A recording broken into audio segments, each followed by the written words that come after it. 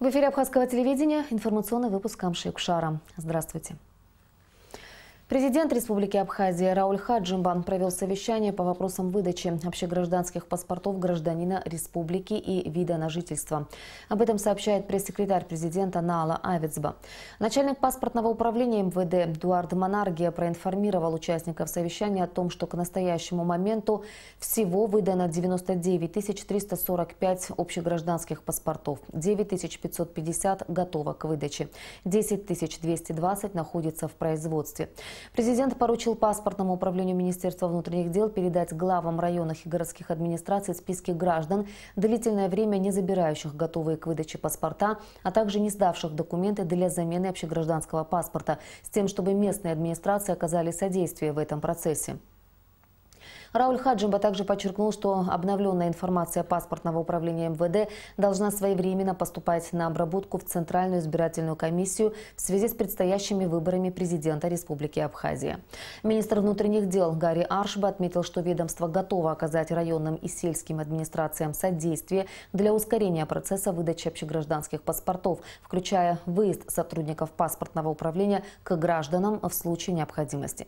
По поручению президента Министерства внутренних дел и главы районных администраций возобновят информационную работу с призывом к населению о необходимости обмена паспортов. Главы городов и районов в течение недели отчитаются о результатах работы. Ранее министр внутренних дел Гари Аршба провел расширенное совещание по вопросам паспортизации граждан республики. На совещании присутствовал вице-премьер Астамур Кецба. Об этом сообщается на официальном сайте МВД. Открывая совещание, Гари Аршба отметил, что обмен общегражданских паспортов гражданина Республики Абхазия на новый документ образца 2016 года завершается. Все граждане республики должны быть обеспечены документами, и паспортным службам необходимо максимально активизировать свою работу.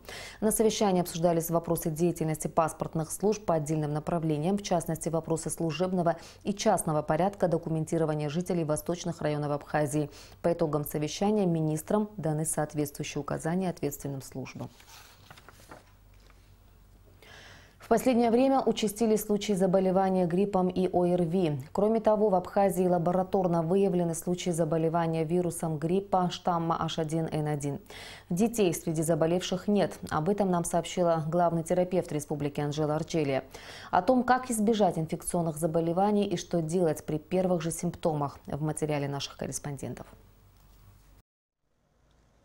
Грипп – гость хоть и незваный, но привычный. Мы сталкиваемся с этим далеко не безобидным заболеванием почти ежегодно. По словам специалистов, в нашей республике количество заболевших простудой в этом году больше, чем в прошлом. В связи с неблагополучной эпидемиологической ситуацией в Грузии, связанной со вспышкой вируса гриппа штамма H1N1, Служба государственной безопасности Республики Абхазия ввела ограничения на пересечение государственной границы с Грузией сроком на 2 месяца. Но несмотря на эти меры, в Абхазии лабораторно выявлено 3 случая заболевания свиным гриппом.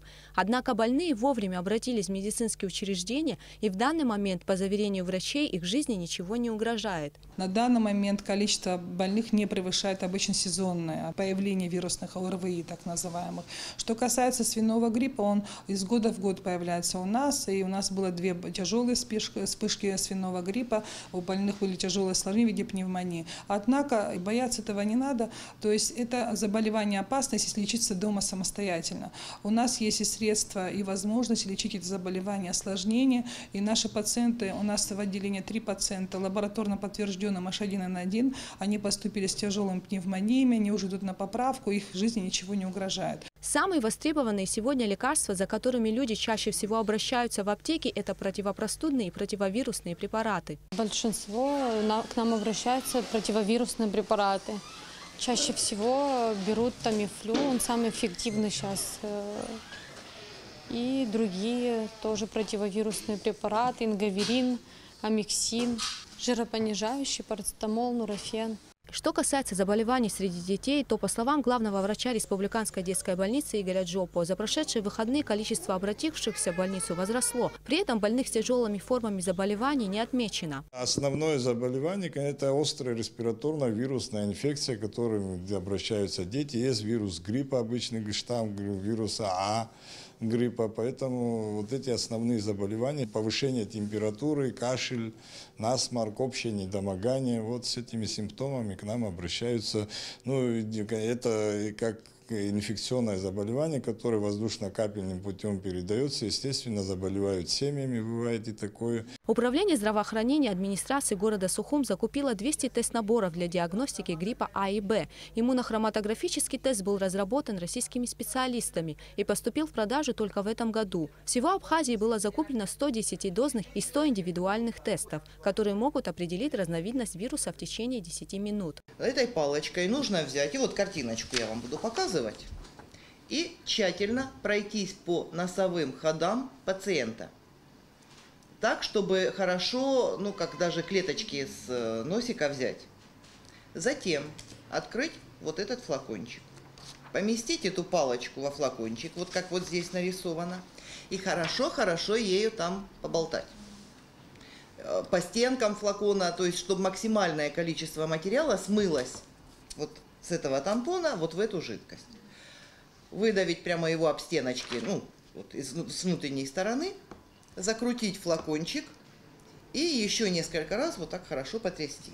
Потом вскрываем вот этот пакетик и вносим 4 капли вот этого раствора, после чего ждем около 5 минут. Если появилась одна зеленая полоска, это контроль, и больше не появляется, вот мы ждем 5 минут, мы ждем 10 минут, и кроме зеленой ничего не появляется, значит у нас не грипп. Все, что угодно, кроме гриппа. Если появляется, кроме зеленой, красная полосочка, то это грипп типа А. Если красная не появляется, а появляется синяя полосочка, то грипп типа Б. В ближайшее время эти тесты поступят в Сухумскую республиканскую больницу и в больницу города Гал. Если у пациента выявляют грипп А, а это один из вирусов штамма H1N1, то врачи с помощью дальнейших лабораторных исследований устанавливают точный диагноз. Как отмечают врачи, распространение вирусных заболеваний в этом году в Абхазии началось раньше. Кроме того, в середине февраля в Абхазии ожидается вспышка кори.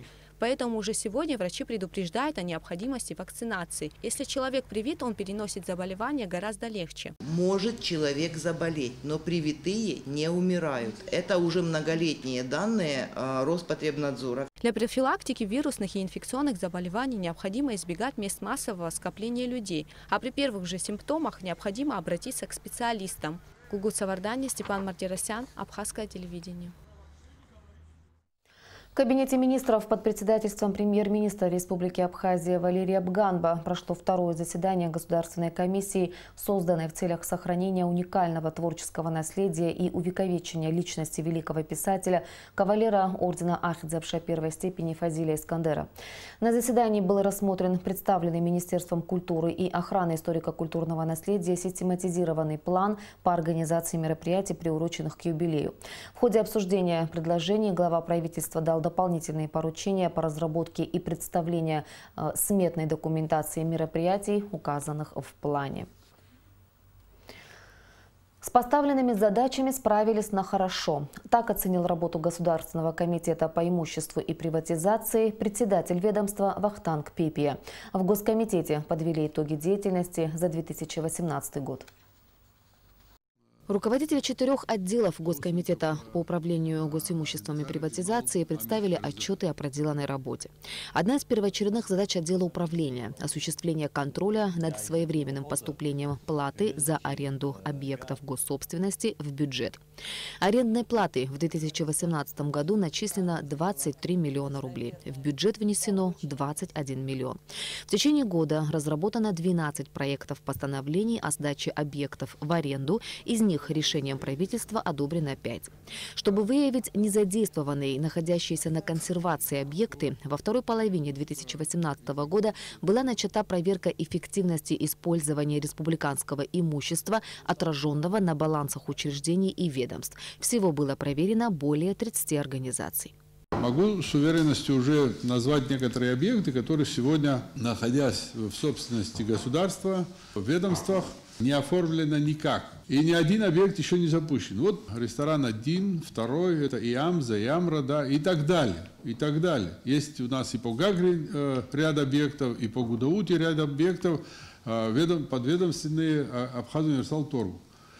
Мы сейчас написали письмо о передаче всех этих объектов в Госкомитет по госимуществу. Будем подписывать с ними инвестиционное соглашение, по которому будем требовать в течение года, или может там чуть больше, в зависимости от объема вложений, требовать о его восстановлении и функционировании дальнейшем. Те объекты, которые сегодня не нужны ведомствам, мы их будем просто изымать.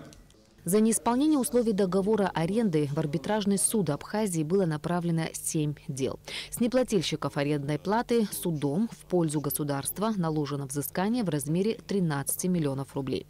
С арендаторами 3 объектов Гудаутского кирпичного завода, бывшей спортбазы в поселке Цандрыпш и небольшого причала в Гулрипше договоры расторгнуты. За прошедший год на рассмотрение в арбитражный суд было направлено 7 дел по взысканию задолженностей у арендаторов, по расторжению договоров, в том числе и договора купли-продажи. То есть это вот в свое время нашумевший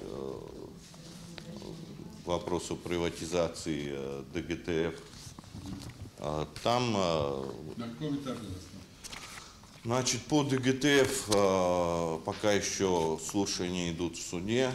По аренде 3 договора расторгнуты, и по 3 договорам тоже ведутся слушания по взысканию задолженности. Если в 2017 году государственный бюджет получил от приватизации объектов госсобственности более 170 миллионов рублей, то в прошлом году было заключено 9 договоров купли-продажи на общую сумму 106 миллионов 263 тысячи рублей.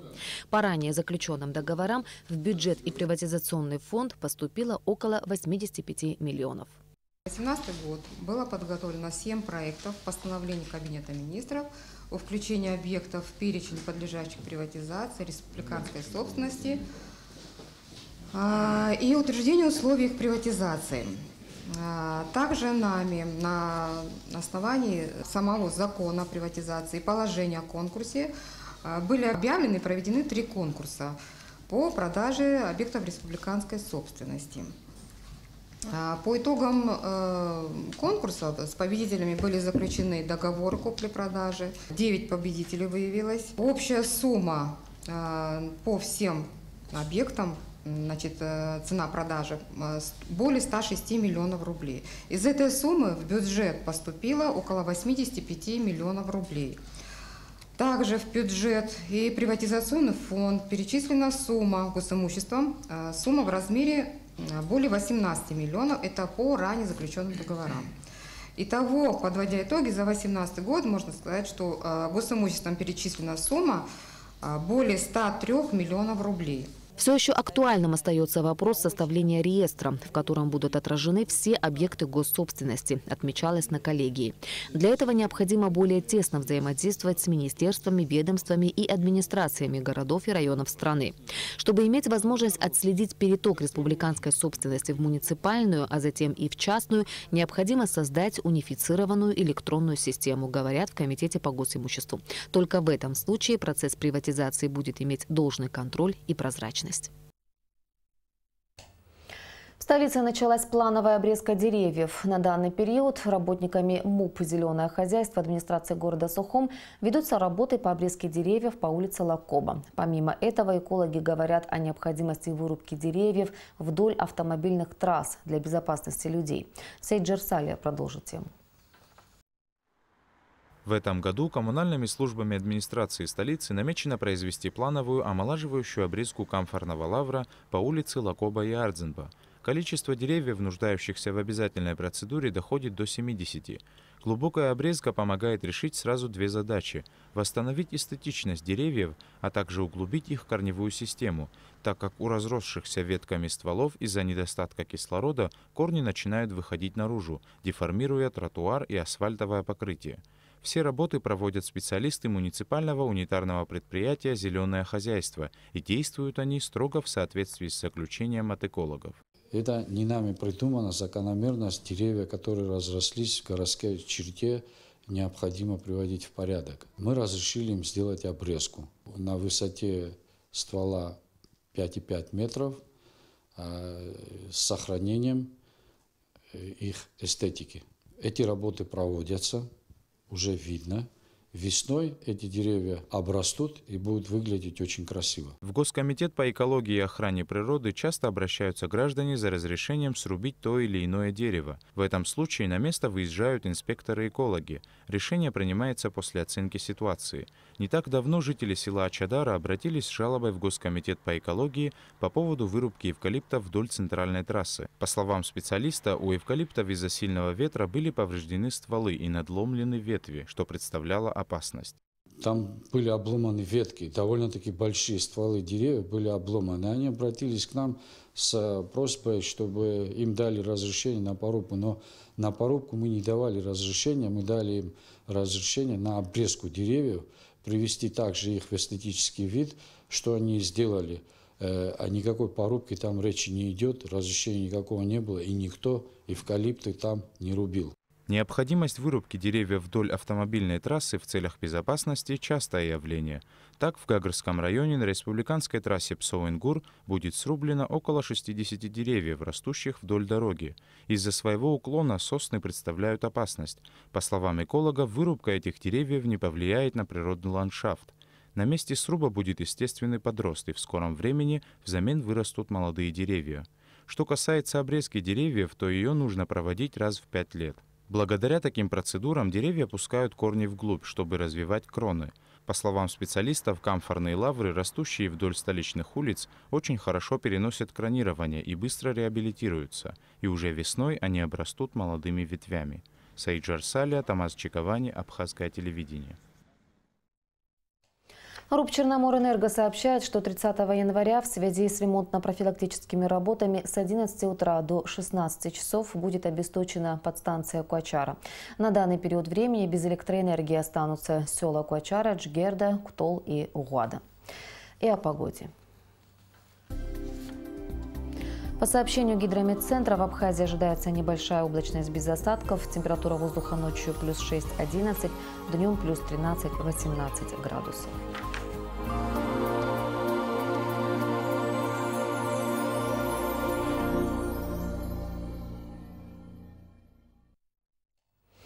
Информационный выпуск завершен. Я прощаюсь с вами. До встречи в эфире.